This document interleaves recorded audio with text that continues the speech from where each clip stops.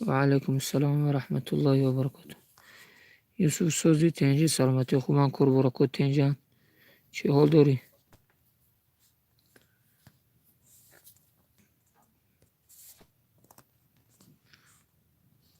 کور برو تو تنجا خو سلامتی تو بانو خی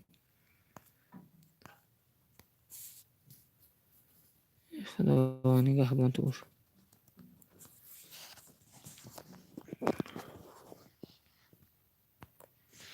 اما را گفتم من خاصت المسائل کمی هم که باشد یه دو صحبت کنیم انشاءالله بهترین میشه. و علیکم السلام و رحمت الله و برکاته. محمد جان خوش آمدید. خدا نگهبان تو باش.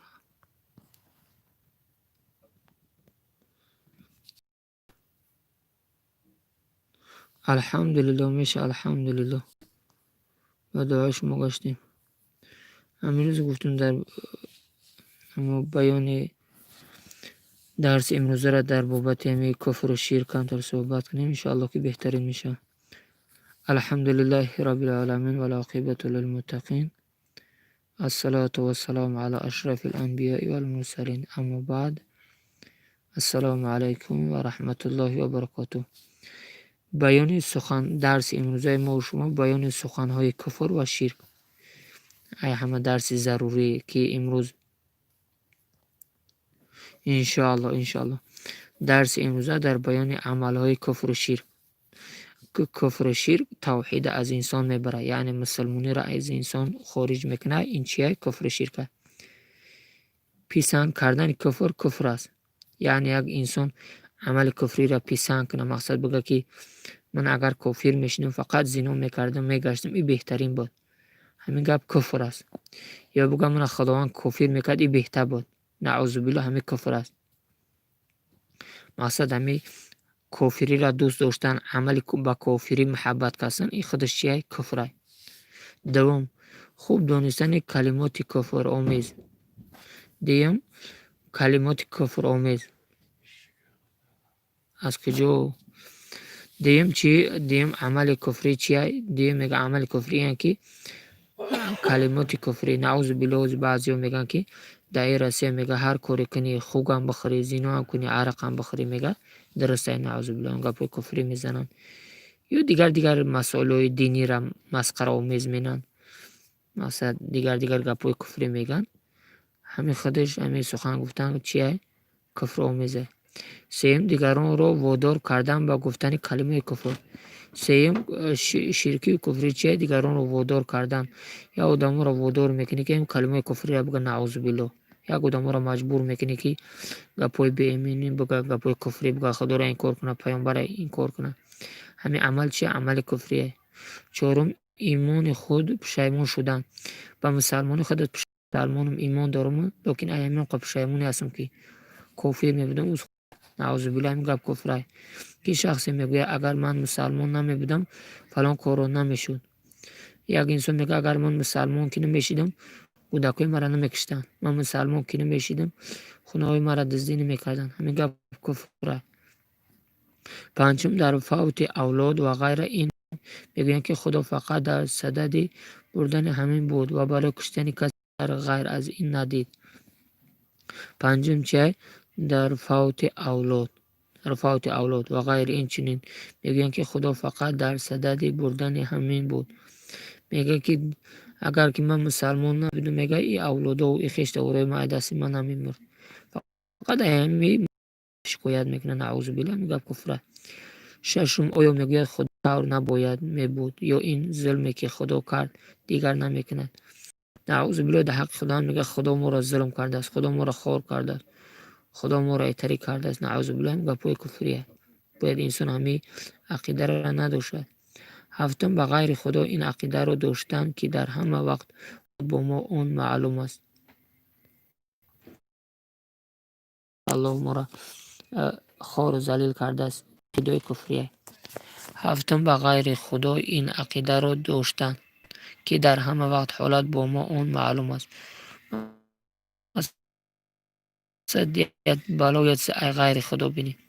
هشتم، غیر خدا را از دور آواز دادن به این نیت که اون میشنود.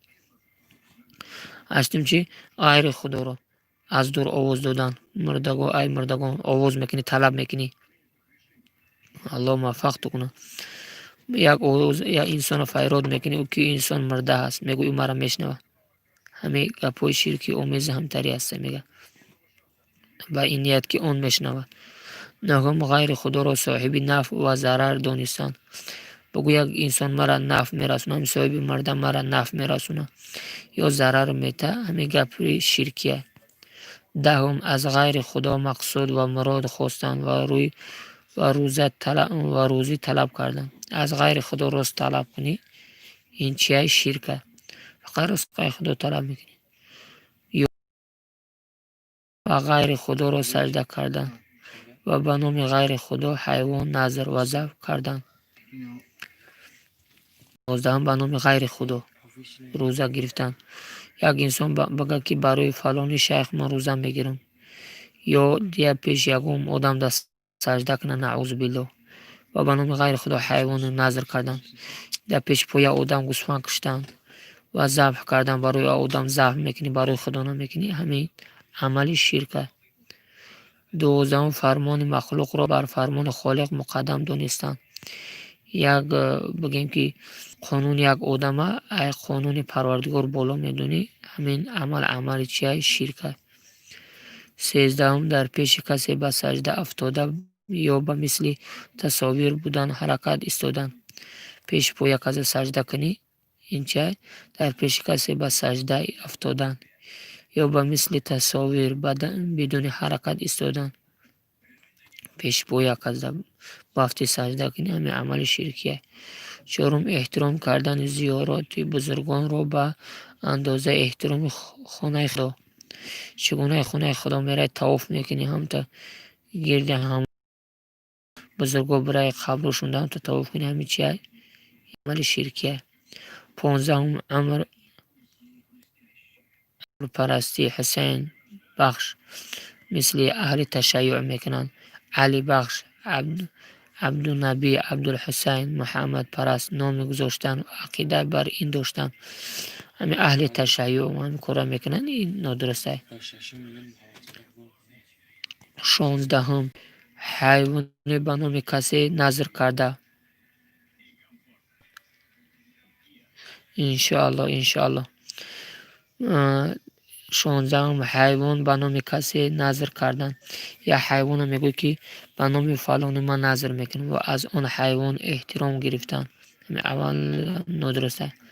17 кор ва бори оламро аз таъсири ситораҳо донистан. ба ситораҳо бовар мекунӣ, ба ситораҳо кия мекунӣ, амали ширк аст. 17 рӯзи хуб ва бадро пурсидан. бигӯ ини рӯз хуба, ини рӯз бадай, ҳамин чия? амали нодуруст аст. 19 шугун ва фоли бад задан. шукун меган, ина меган ку фалон парранда уқобай бозай меган дар болои хонаи ман нишаст, хонаи ман айтари гап мешавад. ё дастам хорид мега, ирӯз пул метан. чашмам парид мега, меҳмон меояд. чишмам раҳ дидесаст мега, меҳмон меояд. дусти росту мехора мега, пул мегирам. дусти чап мехора, бепул мешам. ҳамин гапҳо ҳама ширк аст мега. 20 моҳе ё рӯзеро наҳс донистан. бигӯи моҳ ин рӯзаш рӯзи беҳад бадай ки на дар ҳадис омадааст, на дар Қуръон. то барои худо таҳхис мекунӣ, ҳамин бадай. 21 номи бузургеро вуруди вазифа кардан. дар ҷои зикри худо фақат номи бузургвора бигӯ, ин чи нодуруст аст. 22 ва инчунин гуфтане ки агар худо ва расул бихоҳад тавр мешуд, фақат ҳар чи худо бихоҳад мешуд. бигӯй ки агар худо ва пайғамбар инта мехост тарӣ мешид, не ки тарӣ шид. мақсад ай пеши худот қонуни шариат дуруст кардан, амали чия? Ширкия. 23 ба ҷон ё сари касе қасам хӯрдан. ина ҳозир қасамҳо мехӯранд ку бигӯй фалон шайх бизанам, нумак бизанам, раи сафар бизанам, тай амбори хокам, ина лави дастархон даем. ҳамин тари гапҳо ҳама ё ширкӣ ҳастанд. 24 акси падар ва бародар ё ғайраро ба қазди ҳаракат дар хона ё чӯб гузошта ва таъзим намудан. نه بعضی جا هستن که قالینو در صورت پدر و مادرشون کلون میکنن، در خونه کشال میکنن برای تعظیم و برای بزرگ داشتن. همین عمل چند عملی شرکی هستن. این بود بعضی عملهای شرکی و کفری. خدای مهربان همه ما و شما را از این عملهای شرکی و کفری نگهبان باشد و پروردگار مهربان ما را توفیق بده که عقیده صحیح در جاده اسلام باشیم و پروردگار مهربان فردای قیامت ما را به عمل صالح به بنده خدا نصیب روزی بگردان. آمین.